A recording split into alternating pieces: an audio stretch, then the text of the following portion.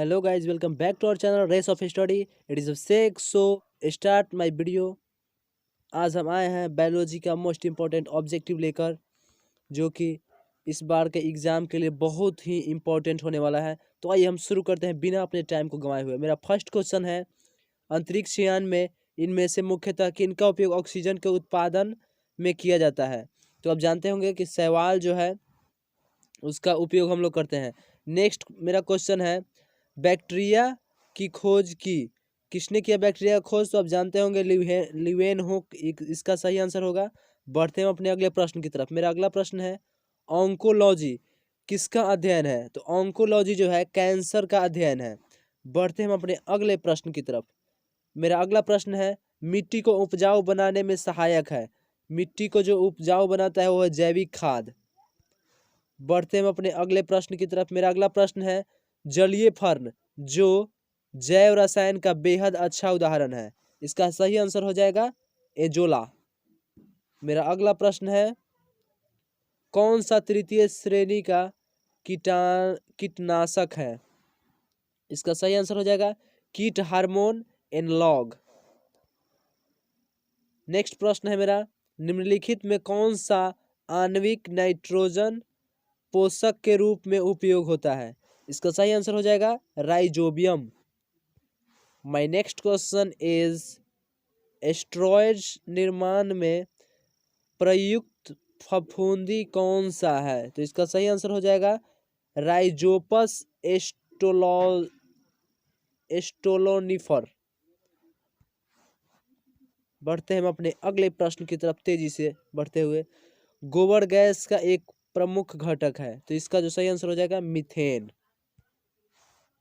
My next question is, निम्नलिखित में कौन सा बेकर ईस्ट है? एस सेरेवेस। अगले प्रश्न की तरफ बढ़ते हैं। ईस्ट निम्नलिखित में से किसका प्रमुख स्रोत है? राइबोफ्लेविन। बढ़ते हैं अपने अगले प्रश्न की तरफ। अल्कोहल से विनेगार का निर्माण किसके द्वारा होता है?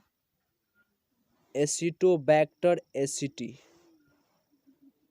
अगला क्वेश्चन है, नाइट्रोजन स्थिरीकरण के योग्य जीवाणु है। इसका सही आंसर हो जाएगा क्लोस्ट्रीडियम। बढ़ते हैं अपने अगले प्रश्न की तरफ। स्टार्च से इथेनॉल का औद्योगिक उत्पादन किस खास प्रजाति द्वारा होता है? इसका सही आंसर हो जाएगा सैकेरोमाइसीज।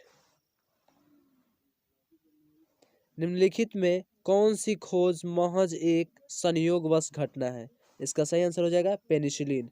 पेनिसिलिन का खोज जो था एक संयोगवश घटना था।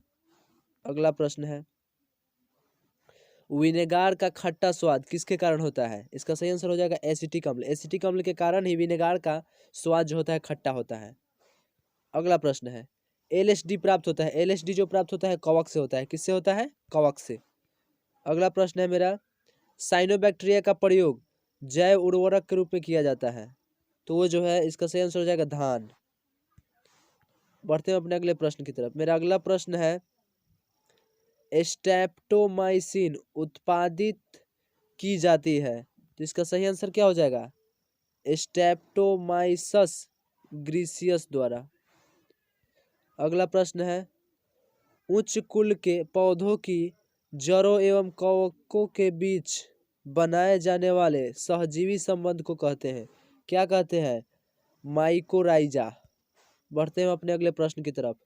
थक्का स्फोटन के रूप में उपयोग में लाया जाने वाला एंजाइम, इसका सही आंसर क्या हो जाएगा? स्टेप्टोकाइनेज। बढ़ते हैं अपने अगले प्रश्न की तरफ। सिरका उद्योग में किस सूक्ष्म जीव का उपयोग होता है? इसका सही आंसर हो जाएगा एसिटोबैक्टर का। बढ़ते हैं अपने अगले प्रश्न की तरफ।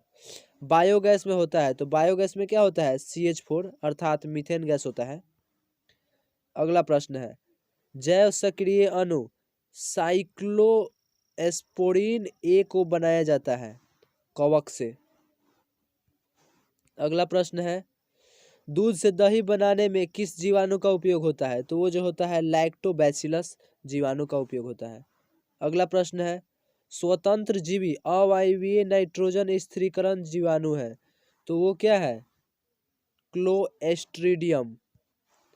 अगला प्रश्न है, निम्नलिखित में कौन सा जलीय फर्न प्रमुख जीव उर्वरक है? इसका सही आंसर हो जाएगा एजोला। बढ़ते हैं अपने अगले प्रश्न की तरफ। अत्यधिक अल्कोहल से शरीर का कौन सा अंग सबसे अधिक प्रभावित होता है? तो ये आप लोग जानते हो कि सबसे ज्यादा जो होता है यकृत प्रभावित होता है।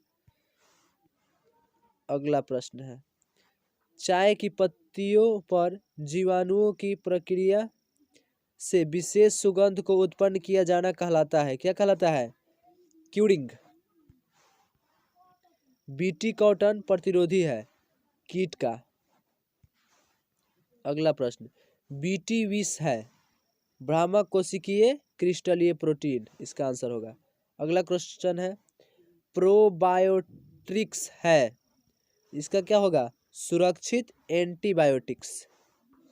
बेकरी में प्रयोग होने वाला ईस्ट है, तो इसका क्या हो जाएगा? सैक्रोमाइसिस सेरिवाइसी, इसका आंसर होगा। अगला प्रश्न है, डफ सना हुआ आटा जिसे हम लोग बोलते हैं, इनमें से किसके कारण मुलायम होता है? तो वो जो होता है कार्बन डाइऑक्साइड के कारण होता है। अगला क्वेश्चन है, द्रव अर्थात तरल पदार्थ को 70 से 80 सेंटीग्रेड पर गर्म कर एकाएक तेजी से ठंडा करने की प्रक्रिया क्या कहलाता है? पाश्चराइजेशन। अगला प्रश्न है, दही एवं पनीर उत्पाद है, किसका है? किण्वन का।